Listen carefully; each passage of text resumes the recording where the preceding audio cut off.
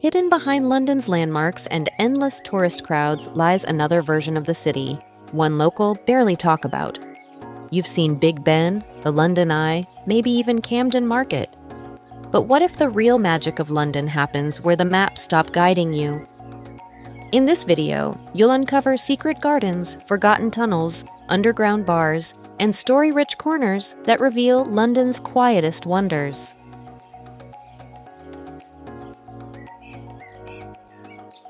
Before we dive in, here's a travel tip.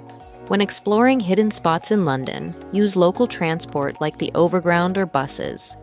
You'll see more of the city's real life, the cafes, street art, and small markets you'd otherwise miss underground. Plus, it's cheaper and gives you a better sense of direction.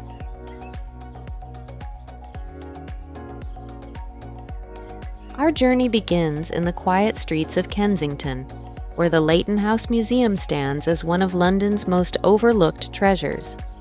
Once the home of Victorian artist Frederick Leighton, this house tells a story through its walls, a story of art, travel, and craftsmanship.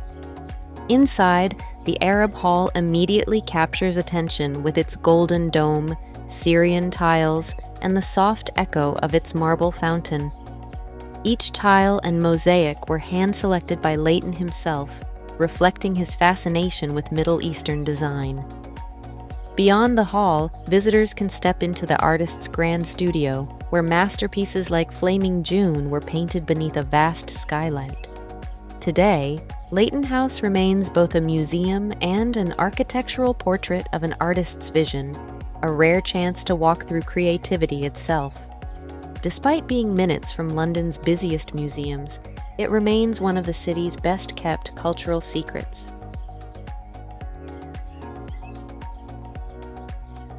From the ornate halls of Kensington, our journey moves along the River Thames to one of London's most mysterious enclaves, Eel Pie Island. Hidden near Twickenham, this small island carries a history few outsiders know. Once the center of London's 1960s counterculture, Eel Pie Island was home to a legendary jazz and rock venue that saw performances by the Rolling Stones, The Who, and Pink Floyd before the world knew their names. Though the hotel that hosted those shows was lost to fire, the island's creative spirit endured. Today, it's a private community of artists and craftsmen whose studios open to the public only twice a year. During these rare open weekends, visitors can walk its narrow paths, view handmade sculptures, and speak directly with resident artists.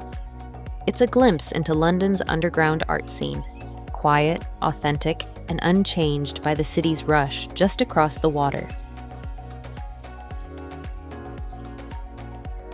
From the riverside calm of Eel Pie Island, we make our way to the elegant streets of Marylebone, where time seems to slow inside Daunt Books, one of London's most atmospheric bookstores. Built in the early 20th century, this Edwardian travel bookshop is unlike any other. Sunlight filters through its arched skylights, illuminating long oak galleries and rows of polished wooden shelves. What makes Daunt Books extraordinary is how it organizes its collection, not by genre, but by country. Travelers can wander from the literature of Japan to the history of Italy, discovering novels, maps, and memoirs side by side. The space feels intimate yet endless, encouraging quiet exploration and reflection. For solo travelers, it's a peaceful retreat between adventures, a place to pause, read, and plan the next journey. Daunt Books isn't just a shop. It's where stories of the world wait to be found before you even leave London.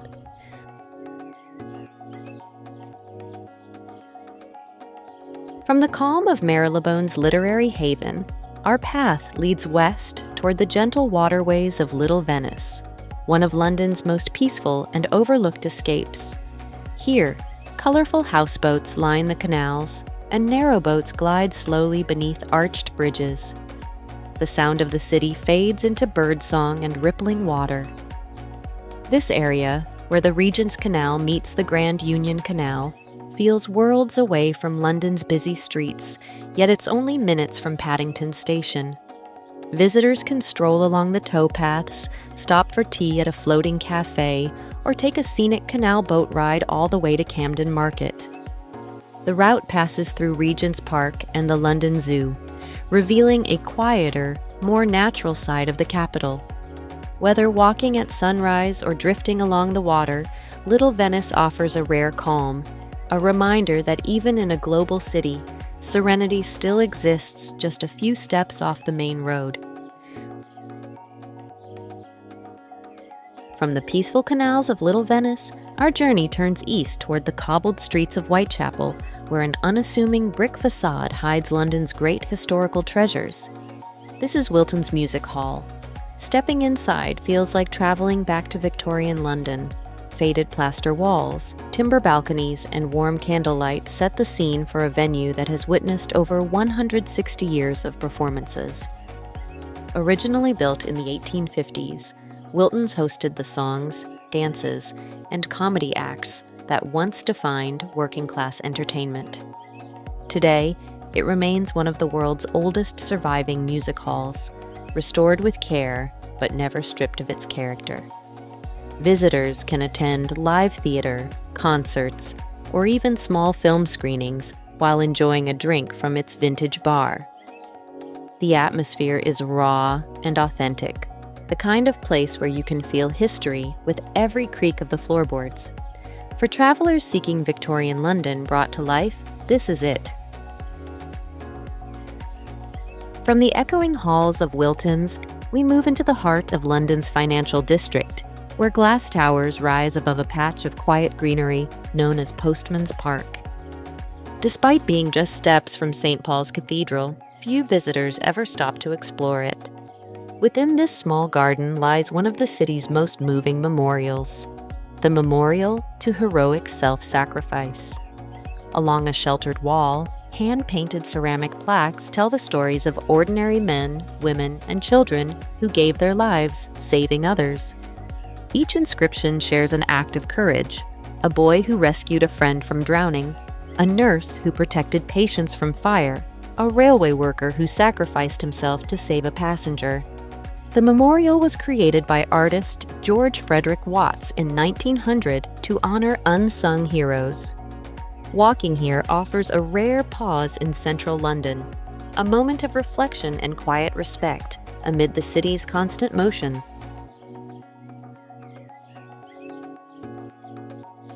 From the solemn calm of Postman's Park, our journey takes a brighter turn into the vibrant back streets of Covent Garden, where a hidden courtyard bursts unexpectedly with color: Neal's Yard.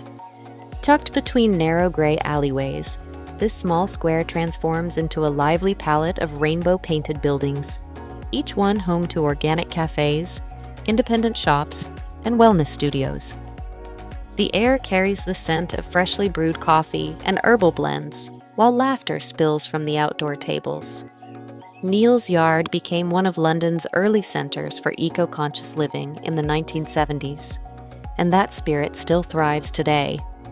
Visitors can enjoy fresh juices, natural skincare stores, and cozy vegetarian eateries, all within a space small enough to cross in a minute but full of personality. For photographers, the best time to visit is early morning, when sunlight fills the courtyard and the colors glow softly before the crowds arrive.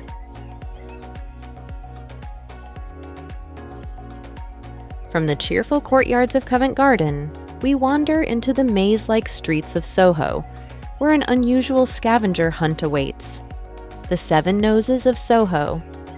Hidden high on building walls and tucked around corners, these sculpted noses are part of a quirky art installation created in the 1990s by artist Rick Buckley. In protest against increasing surveillance cameras in London, Buckley secretly placed around 30 plaster noses throughout the city, though only 7 remain today. Each one is unique, and finding them turns an ordinary walk through Soho into a quiet game of observation. Some are attached to old brick facades, others near pubs or alleyways few notices. Local legend says that anyone who finds all 7 will gain great fortune, though no one can confirm it. Beyond the humor, these noses reflect London's love for the unexpected, art hidden in plain sight, waiting for those curious enough to look up. From the playful streets of Soho, we head north toward one of London's most peaceful and cinematic escapes, the Hampstead Pergola and Hill Gardens. Elevated above the city on the edge of Hampstead Heath, this Edwardian walkway was built in the early 1900s by Lord Leverhulme as a private garden terrace. Today, it remains a quiet retreat covered in climbing wisteria, ivy, and roses that weave through the wooden beams overhead. The pergola stretches for nearly 800 feet, offering panoramic views across the city, yet it's rarely crowded. Visitors can wander its terraces, descend into the gardens below, and pause at benches surrounded by greenery and silence. The atmosphere changes with every season, blooming in spring, golden in autumn, and hauntingly still in winter. Visit during golden hour, when the low sun filters through the vines and the entire structure glows softly against the skyline. It's pure, understated London serenity. From the tranquil greenery of Hampstead, our final destination takes us east to a place that couldn't be more different. A vibrant explosion of color and light known as God's own Junkyard. Located in Walthamstow, this neon wonderland is one of London's most eccentric hidden gems. Every wall, ceiling, and corner glows with handcrafted signs, vintage movie props, and salvaged artwork from decades of film and pop culture. The late artist Chris Bracey, often called the Neon Man, created and collected many of these pieces during his long career, working on sets for movies like Batman and Blade Runner. Today, his legacy continues through this electric gallery that feels alive with nostalgia and creativity.